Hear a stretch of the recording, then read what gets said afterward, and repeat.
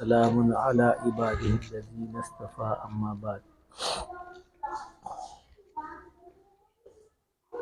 قرآن کو یاد رکھنے کے لیے حافظ ضروری ہے کہ وہ بار بار پڑھے۔ اگر چند روز کے لیے چھوڑ دیا تو نسیان لب ہوگا، کا مطلب ذہن سے نکل جائے گا۔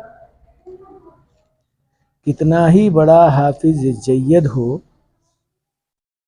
لیکن قرآن کو بار بار نہ پڑھنے سے وہ ذہن سے نکل جاتا ہے۔ اس کی مثال اونٹ سے دی گئی ہے۔ اونٹ گھر میں پیدا ہونے والا، چاہے کتنا ہی اس کی حفاظت کرے،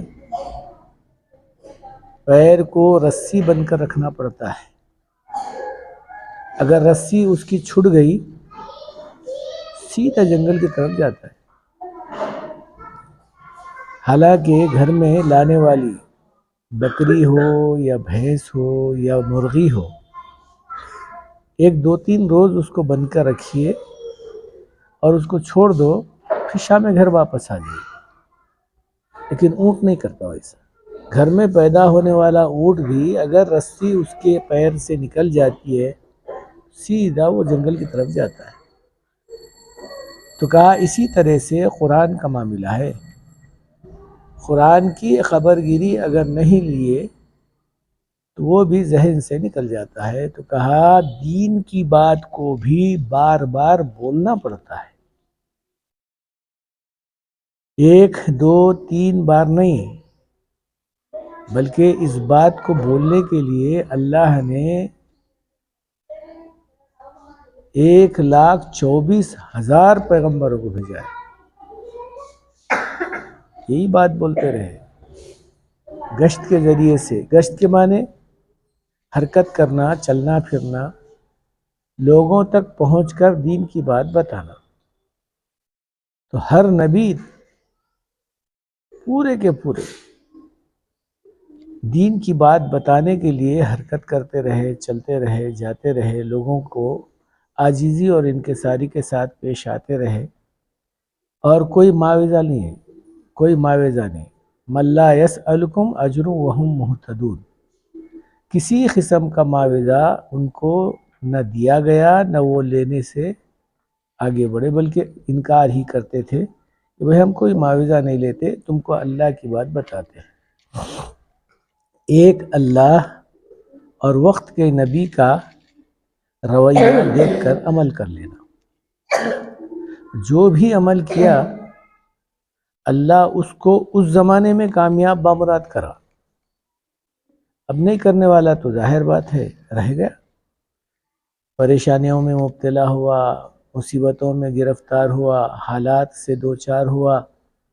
چونکہ آدم علیہ السلام سے لے کر رسول کریم صلی اللہ علیہ وسلم کے پہلے تک، عیسیٰ علیہ السلام تک، لوگوں پر اللہ کا عذاب آتا تھا اگر بات اللہ کی نہیں مانتے تھے۔ تو اللہ کے رسول صلی اللہ علیہ وسلم کا زمانہ آیا تو یہ بات آہستہ آہستہ ختم ہوئی۔ اب اللہ کے رسول صلی اللہ علیہ وسلم سے پہلے اللہ تعالیٰ کیسا عذاب لاتا تھا؟ ایک بار، دو بار، تین بار نبیوں کے ذریعے سے بولنے لگا تھا، نہیں مانتے، ہم عمل نہیں کرتے، تو پھر اللہ ان کو کبھی چہرہ بدلتا، بندر بنا دیتا، سور بنا دیتا، کوے بنا دیتا، یا ایسی جو ہے ان کے اوپر مصیبتیں آتی تھیں کہ یہ لوگ توبہ کرتے تھے کہ ہم آئندہ سے نہیں کریں گے، پھر اللہ قبول کرتا، پھر کرتے تھے۔ بہرحال حضور صلی اللہ علیہ وسلم کے زمانے میں اللہ کے رسول صلی اللہ علیہ وسلم دعا کرے، اے اللہ اگر تو چہرہ بدل دیا یا عذاب لایا، یہ امت آہستہ آہستہ ختم ہو جائے گی، پھر تیرا نام لینے والا نہیں رہے گا۔ سزا دے، انکار نہیں، لیکن دنیا میں مختصر سزا، وہ بھی چہرے بدلنے کا نہیں، چہرے بدلنے کا نہیں۔ تھوڑی کچھ مصیبت آ جائے یہ الگ بات ہے، ذرا اس کو احساس ہو جائے، لیکن جو سزا ملنا ہے وہ آخرت۔ تو اللہ نے حضور صلی اللہ علیہ وسلم کی دعا کو قبول کر لیا۔ اب لوگوں کا چہرہ نہیں بدلے گا، چاہے وہ کتنا ہی اللہ کا مقابلہ کرے یا شرک کرے، دعویٰ کرے میں خدا ہوں بولے تو بھی اللہ نے اس کا چہرے کو نہیں بدلا۔ اب رہا مسئلہ ہے کہ آدمی کا چہرہ تو نہیں بدلے گا مگر دل بدل جائے گا، دل بدلے گا، چونکہ قرآن میں ہے وَلَا سَمْعِهِمْ وَلَا أَبْصَارِهِمْ غِشَاوَةٌ، اس کی آنکھ کے اندر دین کی باتوں کو دیکھنے کی صلاحیت ختم کر دے گا، کانوں میں سننے کی صلاحیت ختم کر دے گا، دماغ میں کوئی بات بیٹھنے کی بات ختم کر دے گا۔ چنانچہ اگر کوئی آدمی ڈمرو بجاتا ہوا خالی وہاں بیٹھا رہے، تقریباً لوگ جمع ہو جاتے، کیونکہ وہاں شیطان نہیں رہتا بھی ہے تو تم کو بلاتا ہے، چلو چلو چلو، لوگ جمع ہو جاتے۔ یہاں گشت کرنے کے بعد میں لوگوں کو اللہ کے گھر کی طرف بلانے کے بعد میں بھی لوگ نہیں آتے، دین کی باتوں کا اعلان ہوتا ہے تو بھی نہیں آتے۔ کیوں نہیں آتے؟ تو کہا ان کے اندر صلاحیت نہیں ہے، سننے کی نہ صلاحیت ہے، نہ دیکھنے کی صلاحیت ہے، نہ سوچنے کی صلاحیت ہے، نہ قبول کرنے کی صلاحیت ہے، اسی لیے ان کو اچھا نہیں دکھتا دین کی باتوں کا سننا، دیکھنا، کرنا۔ تو اللہ فرماتے ہیں ہم ان کے دلوں پر مہر لگا دیے، اب وہ دین کی باتیں اچھی نہیں لگتی، گانا اچھا دکھتا ہے، بجانا اچھا دکھتا ہے، ناچنا اچھا دکھتا ہے، تو فلموں کو دیکھنا، ٹی ویوں کو دیکھنا، فونوں میں کوئی ایسی چیز آئے ان کو دیکھنا، گھنٹوں لگ جاتے ہیں، لیکن چند منٹ کے لیے دین کی باتوں کا سننا بہت دو بھر لگتا ہے۔ تو بیا کر کہا اس بات کو سمجھانے کے لیے اللہ نے دنیا میں 1,24,000 پیغمبروں کو بھیجا کر سمجھانے لگایا۔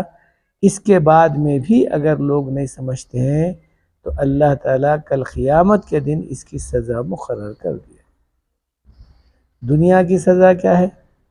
دنیا کی سزا تو ابھی بتا دیا، مہر اللہ میاں دلوں پہ لگا دے گا، آنکھوں پہ لگا دے گا، کانوں پہ لگا دے گا، جیسا کسی اسٹامپ پیپر پہ اسٹامپ لگ جاتا ہے تو اس کی اہمیت بڑھ جاتی ہے، ایسا ہی دل کے اوپر خدا کی طرف سے نافرمانی کا اسٹامپ لگ جاتا ہے تو اللہ کی بڑی سخت سزا کا مستحق بن جاتا ہے۔ اسی لیے فرمایا جو آدمی بار بار بار بار بار بار مسجد کو آتا ہوا دیکھو تو اس کو ایماندار ہونے کی گواہی دو۔ کیا مطلب اس کا؟ تو کہا آہستہ آہستہ اس کے گناہ چھڑ جاتے ہیں، جب گناہ چھڑ جاتے ہیں تو نیکیاں رہ جاتے ہیں۔ تو نیکی کا کام یہی ہے کہ آدمی کو صحیح بنانا، پاک بنانا، صاف بنانا، اللہ کا مقرب بنانا، نبی کا چہیتا بنانا، یہ ایمان کا کام ہے۔ گناہ کا کام کیا ہے؟ گناہ کا کام اللہ سے دور کرنا ہی نہیں ہے، شیطان کے قریب کرنا ہے۔ اب شیطان جیسا قریب ہوگا تو شیطانی کاموں کو زیادہ کرے گا وہ۔ ارے بھائی پڑھا لکھا آدمی ہے، دیکھو اس کی حالت کیسی ہے، غیر ضروری کامہ کر رہا ہے، لوگ تعجب کرتے ہیں۔ تعجب کرنے کی ضرورت اس واسطے نہیں ہے کہ اس کو جو ہے آنکھوں کے اندر، کانوں کے اندر اب وہ صلاحیت اس واسطے باقی نہیں رہی کہ وہ آدمی دین کی باتوں کو سننے کے قائل نہیں رہا، اسی لیے اس کو جو ہے مہر لگا دی گئی ہے۔ چنانچہ یوں کہا اگر کوئی آدمی اللہ کی بات مان کر اپنی زندگی گزارتا ہے تو اللہ تعالیٰ بعض وقت نبی کے ذریعے سے وہ فرمایا دنیا میں سکون اور اطمینان والی زندگی اس کو نصیب ہوتی ہے، آخرت میں تو ہمیشہ ہمیشہ کے لیے جنت کا مستحق بن جاتا ہے۔ تو اس سے کہ بھئی سب سے بڑی بات، سب سے اچھی بات خیرکم من تعلم القرآن وعلمہ کہا گیا۔ سب سے بہتر آدمی کون؟ جو قرآن کو سیکھے اور دوسروں کو سکھائے۔ اب یہاں دو باتیں ہیں، سیکھنا اور سکھانا، دونوں ہونا کیا ایک ہونا؟ تو حدیث میں ہے ایک بھی اس کے اندر شامل ہے، کوئی آدمی سیکھ رہا ہے جیسا یہ بچے سیکھ رہے ہیں تو یہ بھی شامل ہے بہتری میں. کوئی سکھا رہا ہے تو کہا یہ بھی اس میں شامل ہے. کوئی سیکھ رہا ہے اور کوئی سکھا رہا ہے کہا دو بھی شامل ہے. تو کہا بہتر آدمی وہ ہے جو خود بھی عمل کرے دوسروں کو عمل کی دعوت دے. اچھا عمل کرے، برا نہیں، اچھا عمل کرے. تو کہا اس سے بہتر آدمی کوئی ہے نہیں. تو اس کا مطلب یہ ہوا اللہ کی باتوں پر عمل بھی کرنا، اللہ کی باتوں کو دوسروں تک پہنچا بھی دینا. یہ اس سے بہتر عمل اور اس سے بہتر آدمی اللہ کے نزدیک کوئی بھی نہیں. اسی لیے فرمایا کل قیامت کے دن سب لوگ حساب کتاب دینے میں کھڑے رہیں گے. اتنا بڑا دن ہوگا، ایک دن 50,000 سال کا ہوگا. ٹھہرے ٹھہرے بچہ چھوٹا بڈھا ہو جائے گا، پیراں ٹوٹ کر آدھے ہو جائیں گے، ٹھہر نہیں سکے گا، گر جائے گا.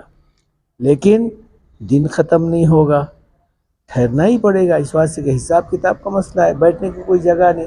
اب بولیں گے نیچے بیٹھیں گے تو کیسا ہوگا؟ لوگ ٹرین میں یا بس میں ٹھہر ٹھہر کے نیچے بیٹھ جاتے. کیا نیچے بیٹھے؟ کہا نیچے زمین پہ بیٹھنے کا معاملہ ہی نہیں ہوگا. کیوں نہیں ہوگا؟ زمین اتنی پکی اور اتنی لال ہو جائے گی جیسا تانبا گرم کرنے پر لال ہو جاتا ہے، لوہا لال ہو جاتا ہے تانبے کے مطابق، کہ ویسی زمین گرم ہو جائے گی. بیٹھنے کا تو ٹھہرنا مشکل ہے، بیٹھنا کیسے؟ جہاں ٹھہرے تو پیر اس کے کباب بنتے ہیں، بیٹھے تو چتڑا پورے جل کے خاک ہو جائے گی. تو بیٹھا ہی نہیں سکتا. تو کہا ٹھہرے ہی رہے گا. اب چھوں دیکھے گا، چھوں وہی کہاں چھوں ہے، کہاں سکون ہے، کہا چھوں تو ہے ہی نہیں، سب سارا معاملہ ختم ہو جائے گا. تو عرش کا ایک سایہ ہوگا اللہ کی طرف سے. تو اب جو لوگ اللہ کی باتوں پر عمل کیا اور دوسروں کو پہنچانے کی کوشش کیا تو خدا ان کو عرش کے سائے میں جگہ دے گا. اب جہاں عرش کا سایہ ہوگا تو وہاں ظاہر بات ہے دھوپ نہیں ہوگی. دھوپ نہیں ہوگی تو زمین پکے گی نہیں، تو آدمی آرام سے رہے گا. تو یوں فرمایا حساب کتاب دینے کا مسئلہ ہی اس کے واسطے نہیں ہوگا. پھر کیا ہوگا؟ بغیر حساب کتاب کی جنت میں جائے گا. تو یہ معاملہ صرف اس آدمی کے لیے ہے جو اللہ کی بات کو کرتا بھی ہے، عمل دوسروں تک پہنچاتا ہے. تو کہا یہ جو گشت اب ہماری ہونے والی ہے ایک نمونہ ہے. اصل جو گشتہ ہے وہ کیا تھی؟ انبیاء کی تھی، اولیاء کی تھی، صحابہ کی تھی، تابعین تبع تابعین کی تھی. یہ گشتوں میں اپنی جان ہی نہیں کھپائے بلکہ اپنے اوقات کے ساتھ اپنے بیوی بچے وغیرہ سارے کے سارے قربان کر دیے. تب کہیں جا کر اللہ کے وہ پیارے بھی ہوئے، نیارے بھی ہوئے، چہیتے بھی ہوئے. تو کہا ہم کم سے کم انگلی کو خون لگا کر شہیدوں میں مل رہا ہے.